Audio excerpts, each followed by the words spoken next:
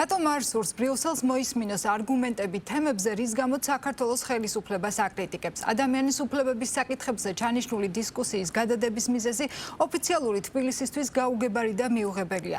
ევროკავშირის მხრიდან მოლაპარაკებათა მაგიდის აყირავების შემდეგ ჯერ ისევ ბუნდოვანია გადაიდო თუ საერთოდ გაუქმდა შეხვედრა, სადაც საქართველოს მთავრობა დელეგაციას არგუმენტებს, მტკიცებულებებსა და ფაქტების დამადასტურებელ დოკუმენტებს ატანდა.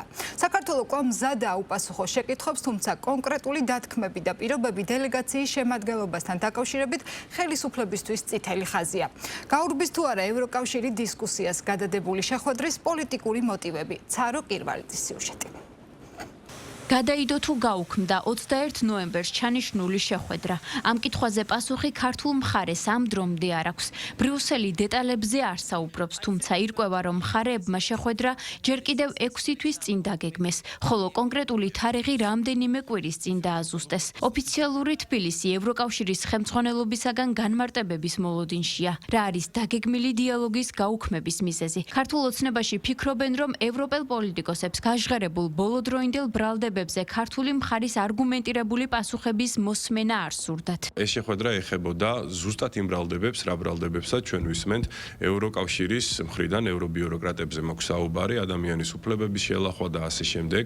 შესაბამისად, ჩვენი დელეგაცია იყო მომზადებული ფაქტებით, მტკიცებულებებით და უნდა ჩავსულიყავი და აბსოლუტურად ყველა ბრალდება უნდა გაგვიარა სათითაოდ და ჩვენი არგუმენტები უნდა წარმოგვედგინა. შესაბამისად, რა თქმა უნდა, ევროკავშირის ის წარმომადგენლები, ბიუროკრატები, რომლებიც ხდებოდნენ ვერაფერს ვერ დაუპირისპირებდნენ ჩვენს არგუმენტებს, ჩვენს მტკიცებულებებს და ასე შემდეგ, გაექცნენ პირდაპირ ამ შეხვედრას. დიალოგისგან გაქცევა დაფასებს პარლამენტის თავმჯდომარე ბრიუსელში მიღებულ გადაწყვეტილებას. მხარეებს შორის შეხვედრა ადამიანის უფლებათა დაცვის საკითხზე უნდა გამართულიყო. ქართული დელეგაცია ამ შეხვედრისთვის 6 თვის განმავლობაში ემზადებოდა. გროვდებოდა შესაბამისი დოკუმენტაცია, ვიდეო თუ აუდიო ფაილები, რომელიც მოლაპარაკებებში ქართული მხარის პოზიციებს გაამყარებდა.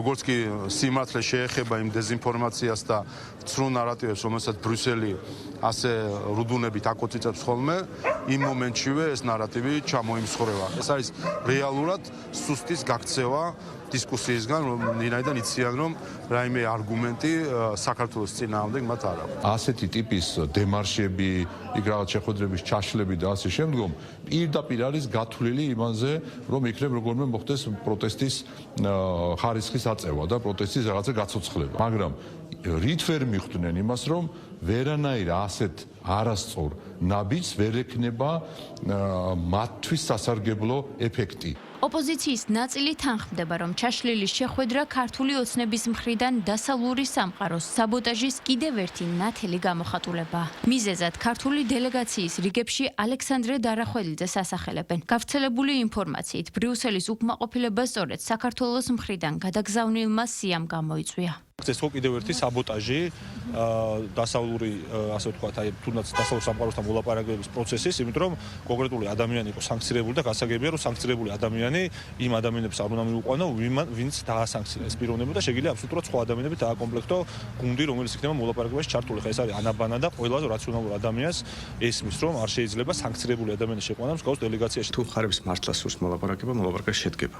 თუ ევროპელებს ძალიან სურდა მოლაპარაკება, ერთ ადამიანს არ გადააყოლებდნენ იმას. თუ ქართულ მხარეს ძალიან ჭირდებოდა, იმ ერთ ადამიანს არ გადააყოლებდნენ, ამოიღებდნენ სიიდან და როგორც წესი არავის არ ჭირდებოდა ეს მოლაპარაკება, ან არ იყო ეს მოლაპარაკება მნიშვნელოვანი და ამიტომ საბოლოო ჯამში ჩაიშალა. თორემ ვერავინ ვერ დამაჯერებს, რომ ქართულ და ევროპულ მხარესაც მართლა სურდა ეს შეხვედრა შემდგარიყო და ერთი ადამიანის გამო ის არ შედგა. თუ ამ შემთხვევაში საუბარია ბატონ დარახველიძეზე, რომელიც ევროკავშირის მხრიდან არ არის დასანქცირებული და ბალტიის რომელიღაცა ქვეყნიდან არის დასანქცირებული და თუ ეს არის მიზეზი, ეს მიზეზი ვერ იქნება, ეს მხოლოდ საბაბია, რა თქმა უნდა, ხა ბატონ ადეიშვილს ღებულობენ ძალიან ისე მოწიწებით თავის კაბინეტებში, რომელიც არის მსჯავრდებული სისხლიანი რეჟიმის შექმნისთვის, შესაბამისად ამ შემთხვევაში, რა თქმა უნდა, ეს ყველაფერი არის ჩვეულებრივი სპეკულაცია. არ იტყოდნენ დარახველიძეს, იტყოდნენ სხვა რამეს. ფაქტი ერთია, რომ რამე საბაბს იპოვიდნენ, რათა ეს შეხვედრა ჩაიშალათ, იმიტომ რომ ისინი ყოველთვის გავარბიან საგნობრივ საუბარს. ჩვენ დიდი ხანია ვითხოვთ, არა ჩვენ დონეზე მხოლოდ, არა მხოლოდ იქ წარმომავალი დელეგაციის დონეზე, რომელიც არ შედგა, თქვათ ეს შეხვედრა სადაც არ შედგა. არამედ პრემიერ-მინისტრიც ამბობს, რომ ყოველ წუთში მზად არის გაემგზავროს ბრიუსელში, თუ იქნება საგნობრივი საუბარი ფაქტებზე იქნება და არა ახმებზე. ხელისუფლების ოპონენტები მოვლენების შესაძლო განვითარებაზეც საუბრობენ. მორიგის სანქციები დასავლეთიდან, ევროინტეგრაციის პროცესის გაუქმება და 2017 წლის მონაპოვარის უვიზო რეჟიმის გაუქმება. ოპოზიციის აზრით, ეს იქნება ქართული ოცნების ანტიევროპული პოლიტიკის მძიმე შედეგები. ქვეყანა მიყავს იქამდე რომ როგორც ევროკავშირში ითქვა კანდიდატის სტატუსი მხოლოდ ფურცელზე რჩება, ჩვენი ევროპული გზა ამით შეჩერებული არის და საფრთხეს უქმნის ასევე ქართული ოცნების ხელისუფლებაში დარჩენა უვიზო მიმოსვლას, რომელიც დიდი ბრძოლით არის, მათ შორის ქართული ოცნების მხრიდან მოპოვებული ის, რაც მათ დაიწყეს 2012 წლიდან ერთი ხელმოსმით ანადგურებენ დემოკრატიას და ანადგურებენ ქართული ხალხის ევროპულ მომავალსაც. სამწუხაროდ ბრიუსელის მართველი წრეები არ ფიქრობენ იმასთან დაკავშირებით, რომ რეალური დიალოგი აწარმოონ საქართველოსთან. მათ აქვთ გარკვეული პოლიტიკური მიზნები. ეს პოლიტიკური მიზნები არ არის საქართველოს ინტერესებში. გამომდინარე აქედან ისინი ხან არჩევნებზე, ხან არჩევნების შემდეგ ცდილობდნენ საქართველოზე ზეწოლის მოხდენას. ქართული მხარე ევროპასთან დიალოგისთვის მზაობას გამოთქვამს და თანამშრომლობის აუცილებლობაზე საუბრობს.